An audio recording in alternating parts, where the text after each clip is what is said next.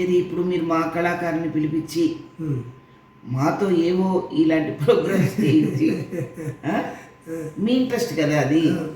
అలాగే ప్రతి మనిషికి ఒక ఇంట్రెస్ట్ ఉంటుందండి. ఆ ఇంట్రెస్ట్ ప్రకారం నాన్నగారు బాగా పాడేవారు, సింగర్ పాటలు బాగా పాడేవారు.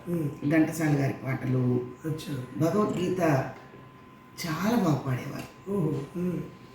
సో అలా ఆయనకి ఇంట్రెస్ట్, ఆ ఇంట్రెస్ట్తో నేను ఆర్టిస్ట్ అయ్యాను. చిన్నప్పుడు అంటే నాకు 13 years ఏజ్లో. Child artist. చైల్డ్ అనడానికి లేదు, అంటే మరీ చిన్నపిల్లని కాదు కదా. 13 years, 13-14 years. అంటే సినిమాల్లోనా స్టేజ్ స్టేజ్ డ్రామాస్